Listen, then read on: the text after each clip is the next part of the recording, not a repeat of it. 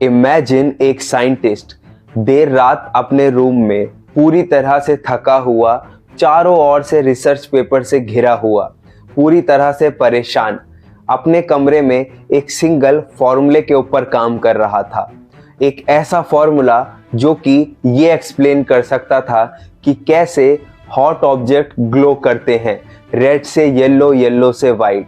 और वो कोई नई तरीके की फिजिक्स डिस्कवर करने की कोशिश नहीं कर रहा था, ना ही उसकी इंटेंशन इस पूरे वर्ल्ड को चेंज करने की थी।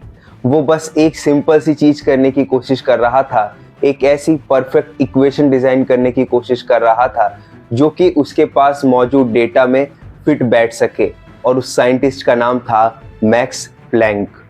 और मैक्स प्लैंक को कोई आइडिया नहीं था कि उनका एक छोटा सा करेक्शन, एक सिंपल सा करेक्शन इस फॉर्मूला में जन्म देगा एक बिल्कुल नई तरह की फिजिक्स को, एक ऐसे यूनिवर्स को जो कि इस वर्ल्ड को पूरी तरीके से चेंज कर देंगे। एक ऐसा यूनिवर्स जहां लाइट भी मैटर की तरह बिहेव करेगी, कोई वेव की तरह नहीं, जहां इलेक्ट्रॉन वेव नेचर शो करेंगे और पार्टिकल एक साथ कई जगह मौजूद हो सकेंगे। ये स्टोरी है कुछ ऐसे कंफ्यूज साइंटिस्ट की, कुछ ब्रिलियंट साइंटिस्ट की, जो कि वर्ल्ड के अलग अलग कोने में मौजूद रह करके एक साथ एक नई तरह की फिजिक्स डेवलप कर रहे थे। ये स्टोरी है हिस्ट्री ऑफ क्वांटम मैकेनिक्स की, और किस तरीके से क्लासिकल फिजिक्स खत्म होती चली गई और एक नई तरह की फिजिक्स क्वांटम मैकेनिक्स आगे चलती चली गई। तो चलिए इस वॉर को, इस स्टोरी को साथ मिलकर के शुरू करते हैं। Let's start. इमेजिन आप एक फिजिसिस्ट हो और साल 1890 का दौर चल रहा है। बाकी साइंटिस्टों की तरह आपको भी ऐसा लगता है कि फिजिक्स में अब ज्यादा कुछ बचा नहीं है करने को, ज्यादातर चीजें डिस्कवर हो चुकी है। और इसका एक रीजन था, क्योंकि न्यूटन्स के जो लॉज थे वो हमें लगभग सभी तरीके के मोशन को एक्सप्लेन करने में हेल्प कर रहे थे। वहीं दूसरी तरफ मैक्सवेल की इक्वेशन हमें इलेक्ट्रिसिटी और मैग्नेटिज्म को बेहतर तरीके से समझा रही थी। और एक तरफ से देखा जाए तो हीट को समझने के लिए हमारे पास एक ब्रांच थी थर्मोडायनेमिक्स। तो ऐसा लग रहा था कि क्लासिकल फिजिक्स पूरी तरीके से कंप्लीट है। लेकिन तभी क्लासिकल फिजिक्स में कुछ क्रैक्स आने स्टार्ट होते हैं। 3 ऐसे मेजर हिंट्स आते हैं जिससे हमें यह पता चलता है कि क्लासिकल फिजिक्स पूरी तरीके से इन चीजों को एक्सप्लेन नहीं कर पा रही है। जिनमें सबसे पहला था ब्लैक बॉडी रेडिएशन। दरअसल ब्लैक बॉडी एक ऐसी बॉडी है जो कि हीट या लाइट को एब्जॉर्ब कर ग्लो करती है, और फिजिसिस्ट इस ग्लो को ही स्टडी करना चाह रहे थे। जब इस ग्लो को स्टडी करने के लिए उन्होंने क्लासिकल लॉज को का सहारा लिया, तो उनको पता चलता है कि क्लासिकल फिजिक्स प्रेडिक्ट कर रही थी कि हायर फ्रीक्वेंसी की रेंज में जैसे जैसे हम जाते हैं, जैसे कि ब्लू कलर हो गया, वॉयलेट कलर हो गया, तो कोई भी black body infinite radiation emit करेगी, विच इज नॉट पॉसिबल। ऐसा थोड़ी ना हो सकता है कि हायर फ्रीक्वेंसी पर जाएंगे तो कोई बल्ब ग्लो ही होता रहेगा, जो कि हमें इस क्लासिकल फिजिक्स के ग्राफ से जस्ट अपोजिट मिल रहा था। जो एक्चुअल में कर्व था वो ये था, लेकिन जो क्लासिकल फिजिक्स प्रेडिक्ट कर रही थी वो ये वाला कर्व था। तो क्लासिकल फिजिक्स पूरी तरीके से फेल हो गई थी ब्लैक बॉडी को एक्सप्लेन करने में। और दूसरा क्रैक आता है फोटो इलेक्ट्रिक इफेक्ट को एक्सप्लेन ना कर पाना। दरअसल जब फिजिसिस्ट हाई इंटेंसिटी की रेड लाइट मेटल सरफेस पर फॉल करवा रहे थे, तो हमें ऐसा देखने को मिलता है कि मेटल सरफेस से कोई भी इलेक्ट्रॉन इजेक्ट नहीं हो रहा था। वहीं दूसरी तरफ लो इंटेंसिटी की ब्लू लाइट जब हम मेटल सरफेस पर फॉल करवाते हैं तो इलेक्ट्रॉन इजेक्ट करता है। दरअसल क्लासिकल फिजिक्स के लिए ये बिल्कुल भी ऐसा कॉन्सेप्ट था जिसको एक्सेप्ट नहीं किया जा सकता, क्योंकि according to classical physics light की इंटेंसिटी जितनी ज्यादा होगी, मतलब उसका एम्पलीट्यूड उतना ही ज्यादा स्ट्रॉन्ग होगा, यानी कि उसके पास उतनी ज्यादा काबिलियत होगी कि मेटल सरफेस को हिट करके उसको ऊपर फोर्स लगा के इलेक्ट्रॉन को बाहर इजेक्ट करवा सके। लेकिन क्लासिकल फिजिक्स इस चीज को एक्सप्लेन ही नहीं कर पा रही थी कि फोटो इलेक्ट्रिक इफेक्ट इंटेंसिटी पर नहीं बल्कि फ्रीक्वेंसी के ऊपर डिपेंड कर रहा था। और तीसरा जो मेजर क्रैक आता है वो है इलेक्ट्रॉन कॉन्स्टेंटली न्यूक्लियस के अराउंड रिवॉल्व करता है। क्लासिकल फिजिक्स प्रिडिक्ट करती है कि इलेक्ट्रॉन जब उसके अराउंड रिवॉल्व कर रहा है तो एक टाइम ऐसा आएगा जब उसको अपनी एनर्जी रेडिएट कर न्यूक्लियस के अंदर समा जाना चाहिए। लेकिन इन रियलिटी ऐसा होता ही नहीं है। कभी हम ऐसा थोड़ी ना देखते हैं कि जो हमारे आसपास सारा मैटर है वो न्यूक्लियस में समा करके अपना एग्जिस्टेंस ही खो बैठा। नहीं, तो क्लासिकल फिजिक्स इन 3 मेजर चीजों को एक्सप्लेन ही नहीं कर पा रही थी, और तभी एक एक्सीडेंटल डिस्कवरी ने जन्म दिया एक नई तरीके की फिजिक्स को, जिसको आज आप क्वांटम फिजिक्स या क्वांटम मैकेनिक्स के नाम से जानते हैं। मैक्स प्लैंक बहुत ही ज्यादा फ्रस्ट्रेटेड थे। वो किसी भी तरीके से इस ब्लैक बॉडी का जो ग्लो है ना, इसको एक मैथमेटिकल टूल यानी कि मैथमेटिकल फ्रेमवर्क में ढालना चाहते थे, ताकि वो इस कर्व को, ब्लैक बॉडी रेडिएशन कर्व को एक्सप्लेन कर पाए। उन्होंने सारी ट्रिक्स लगा ली लेकिन कुछ काम नहीं किया। एट द एंड उन्होंने एक अजम्पशन लिया, जिसको आगे चल करके उन्होंने भी अपना खुद का डेस्परेशन कहा। उन्होंने कहा ये मेरे लिए सिर्फ एक मैथमेटिकल ट्रिक है, मैं खुद इसको एक्सेप्ट नहीं कर पा रहा। दरअसल प्लैंक ने ऐसा अज्यूम किया कि जो लाइट किसी सोर्स से निकल रही है, कंटिन्यूअस ना होकर के डिस्क्रीट है, मतलब लाइट छोटे छोटे पार्टिकल के फॉर्म्स में आ रही है। और जब उन्होंने इस पार्टिकल थ्योरी के ऊपर काम करना स्टार्ट किया और अपना ये फॉर्मूला डिजाइन किया, तो ये ब्लैक बॉडी रेडिएशन के कर्व को परफेक्टली एक्सप्लेन कर रहा था। लेकिन उन्होंने अपना पेपर पब्लिश किया, सारे साइंटिस्टों ने उनको एडमायर किया, लेकिन उन्हीं की तरह कोई भी समझ नहीं पा रहा था कि ये थियरी क्या है। लेकिन कहीं दूर एक 26 साल के यंग मैन एल्बर्ट आइंस्टाइन, जो कि एक क्लर्क का काम कर रहे थे, उन्होंने इस चीज को अच्छे से समझने की कोशिश करी। कंटिन्यूअस से लेकर के डिस्क्रीट उन्होंने लाइट सोर्स को बहुत अच्छे से स्टडी किया।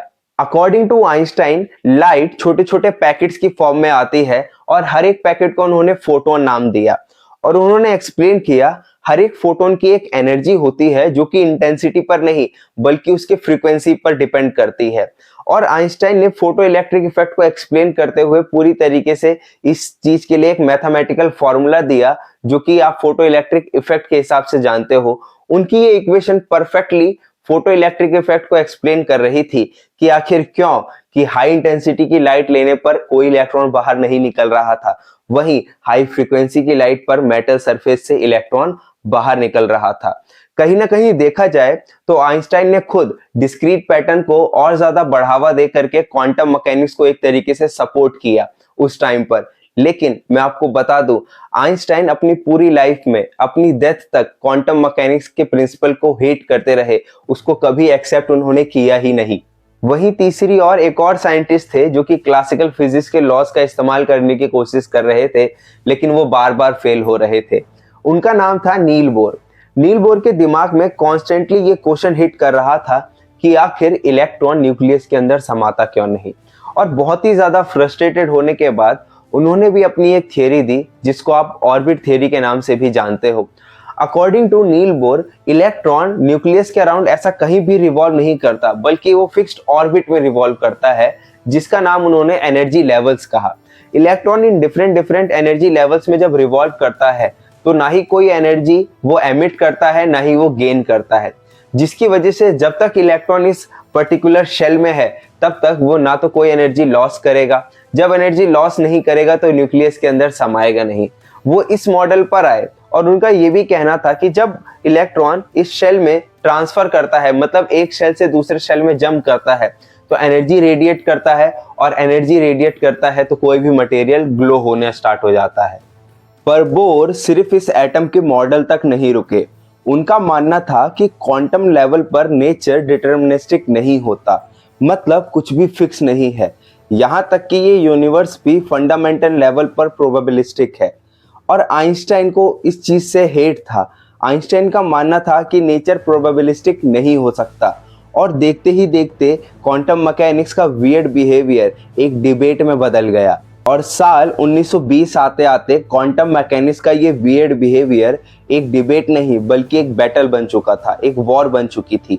और साल 1927 की सॉल्वे कॉन्फ्रेंस बनी इस चीज की बैटल ग्राउंड, जहां बड़े बड़े दिग्गज साइंटिस्ट आइंस्टाइन, बोर, हाइजेनबर्ग और श्रोडिंगर जैसे बड़े बड़े और भी कई साइंटिस्ट मिल करके इकट्ठा हुए। और डिबेट का टॉपिक ये था कि इलेक्ट्रॉन आखिर है क्या। मतलब जब हम इसको मेजर करते हैं तब ये पार्टिकल नेचर शो करता है, लेकिन किसी एक्सपेरिमेंट में हम इसे बिना मेजर करें तो जो रिजल्ट मिलता है वो उसका वेव नेचर बिहेव करता है। ये मेजरमेंट की टेक्निक आखिर है क्या। आइंस्टाइन का स्ट्रांगली बिलीव था कि शायद हम क्वांटम मैकेनिक्स को पूरी तरीके से नहीं समझ पाए हैं, जरूर कुछ ना कुछ ऐसा है जो हम मिस कर रहे हैं। नेचर फंडामेंटल लेवल पर प्रोबेबिलिस्टिक नहीं हो सकता। जबकि अगर आप देखोगे, हाइजेनबर्ग ने 1925 में ही एक मैथमेटिकल फ्रेमवर्क दे दिया था क्वांटम मैकेनिक्स को लेकर के, लेकिन फिर भी ये डिबेट आगे चलती ही गई और साल 1927 में हाइजेनबर्ग ने अपना अनसर्टेनिटी प्रिंसिपल दिया। अनसर्टेनिटी प्रिंसिपल ये था कि आप क्वांटम पार्टिकल की एक साथ साइमल्टेनियसली पोजीशन और मोमेंटम डिटरमाइन ही नहीं कर सकते, लेकिन ज़्यादातर साइंटिस्ट अब इस चीज़ को बिलीव करने लगे थे कि यस, क्वांटम मैकेनिक्स एक प्रोबेबिलिस्टिक है, मतलब हम समझने की कोशिश करें तो भी हम इस चीज़ को नहीं समझ सकते, बट नेचर शायद ऐसे ही काम करता है। लेकिन आइंस्टाइन बिल्कुल इस चीज़ के ऊपर भरोसा नहीं करते थे। उनका स्ट्रांगली बिलीव था कि गॉड हमारे साथ डाइस प्ले नहीं कर रहे, मतलब नेचर प्रोबेबिलिस्टिक नहीं हो सकता। कहीं ना कहीं जब लाइट के पार्टिकल नेचर की बात चलने लगी तो डिब्रॉय ने भी अपनी हाइपोथेसिस दी। डिब्रॉय के अकॉर्डिंग नेचर को सिमेट्री बहुत ज़्यादा पसंद है। लाइट जो कि वेव है, अगर वो पार्टिकल नेचर बिहेवियर शो कर सकती है तो पार्टिकल लाइक इलेक्ट्रॉन उनको भी वेव नेचर शो करना चाहिए, और डिब्रॉय ने इलेक्ट्रॉन की वेवलेंथ को प्रेडिक्ट किया। आगे चल करके श्रोडिंगर ने इलेक्ट्रॉन की वेव इक्वेशन लिखी जो कि ये समझाती थी इलेक्ट्रॉन के बिहेवियर को, और उसके बाद आते हैं मैक्स बॉर्न। मैक्स बॉर्न ने श्रोडिंगर की वेव इक्वेशन को, जो कि इलेक्ट्रॉन के लिए थी, उसको बहुत अच्छे से डिटेल में स्टडी किया और उन्होंने बताया ये कोई फिजिकल वेव नहीं है मैटर की तरह, बल्कि ये एक ऐसी वेव है जो हमें ये बताती है कि इलेक्ट्रॉन के पाए जाने की प्रोबेबिलिटी कहाँ पर ज़्यादा होगी और कहाँ पर कम। फिर साल 1928 में एंट्री होती है पॉल डिराक की। पॉल डिराक ने क्वांटम मैकेनिक्स और रिलेटिविटी को कंबाइन किया और साथ ही साथ एक नए तरीके का पार्टिकल जिसको हम पॉजिट्रॉन कहते हैं उसको इंट्रोड्यूस किया। पॉल डिराक ने कुछ मैथमेटिकल नोटेशन को भी इंट्रोड्यूस करा, जैसे कि ब्राकेट, जो कि आज क्वांटम मैकेनिक्स की मैथमेटिकल की एक फाउंडेशन है। और धीरे धीरे करते करते क्वांटम मैकेनिक्स इसी तरीके से इवॉल्व करती जा रही थी और क्लासिकल फिजिक्स तो अब पूरी तरीके से पीछे छूटने लगी थी। लेकिन एल्बर्ट आइंस्टाइन अभी भी खुश नहीं थे। साल 1935 में एंटेंगलमेंट को गलत प्रूफ करने के लिए या क्वांटम मैकेनिक्स को इनकम्प्लीट प्रूफ करने के लिए आइंस्टाइन ने साल 1935 में रोजन एंड पोडल्स्की के साथ मिल करके एक पेपर पब्लिश किया जिसका नाम था EPR पैराडॉक्स। अब इस पेपर का अगर मैं एक समरी बताऊं तो टोटल बस इतना पॉइंट था इस पेपर का। ये पेपर प्रूफ करना चाहता था कि अगर दो पार्टिकल है तो दूसरे वाले पार्टिकल को ये कैसे पता चलेगा, अगर पहला पार्टिकल लाइट ईयर दूर है, कि पहले पार्टिकल के साथ क्या हुआ है। आइंस्टाइन का मानना था कि जो ऑब्जर्वेशन आप समझ रहे हो सेकंड पार्टिकल की, वो पहले से उसी के अंदर फिक्स है, वो फर्स्ट पार्टिकल को मेजरमेंट करने के बाद चेंज ही नहीं हो सकती। आखिरकार क्या लाइट ईयर दूर होने के बाद भी इंफॉर्मेशन लाइट की स्पीड से तेज ट्रेवल कर सकती है? और सच कहूं, जब आइंस्टाइन ने ये पेपर पब्लिश किया तो उन्होंने एक तरीके से एक्सेप्ट कर लिया था, शायद क्वांटम मैकेनिक्स इनकम्प्लीट है, ये वो प्रूफ कर चुके हैं। लेकिन आगे चल करके साल 1964 में जॉन बेल ने अपनी एक इनइक्वालिटी दी और भी साथ साथ में बहुत सारे एक्सपेरिमेंट किए गए क्वांटम मैकेनिक्स पर, जो कि इस चीज को प्रूफ करते चले गए कि कोई भी हिडन वेरिएबल एग्जिस्ट नहीं करता। और आइंस्टाइन कहीं ना कहीं हार मान चुके थे, लेकिन उनका अभी भी मानना था कि कुछ है जो कि हम नहीं जानते हैं। अब वो पता नहीं वो क्या है, वो क्या ऐसा मानते थे, लेकिन एक्सपेरिमेंट साफ साफ कह रहे थे कि कोई भी हिडन वेरिएबल नहीं है। इसी तरीके से क्वांटम मैकेनिक्स जीतती चली गई और कह सकते हो आइंस्टाइन इस वॉर को हारते चले गए। अब भले ही क्वांटम मैकेनिक्स में आइंस्टाइन की हार हुई हो, लेकिन आइंस्टाइन का ये जो अपोजिंग नेचर था क्वांटम मैकेनिक्स को लेकर के, कहीं ना कहीं ये एक बहुत इंपॉर्टेंट टूल बना क्वांटम मैकेनिक्स के डेवलपमेंट पर। अभी भी शायद हम पूरी तरीके से क्वांटम मैकेनिक्स को समझ नहीं पाए हैं। कई क्वेश्चंस अभी भी ऐसे हैं जिनके आंसर हमारे पास नहीं है। आखिर वेव फंक्शन कोलैप्स कैसे कर जाता है मेजरमेंट करने पर, और मेजरमेंट के पहले की रियलिटी क्या थी, और भी बहुत सारे ऐसे क्वेश्चंस हैं जिसका जवाब आज हमें नहीं पता। लेकिन एक चीज तय है, जैसे जैसे क्वांटम मैकेनिक्स इवॉल्व करती जा रही है, हमारी टेक्नोलॉजी, भले ही वो सुपर कंडक्टर हो, क्वांटम कंप्यूटर हो, क्वांटम टेलीपोर्टेशन हो, ऐसे अनगिनत एग्जांपल आप देख सकते हो, लेकिन क्वांटम एंटेंगलमेंट या क्वांटम मैकेनिक्स जैसे जैसे ग्रो करती जा रही है, फ्यूचर में हमारी डेवलपमेंट वैसे वैसे होती चली जा रही है। तो आखिरकार क्वांटम मैकेनिक्स जीत गई, आइंस्टाइन हार गए। ये थी क्वांटम मैकेनिक्स की पूरी तरीके की हिस्ट्री। आशा करता हूं आपको ये वीडियो पसंद आई हो।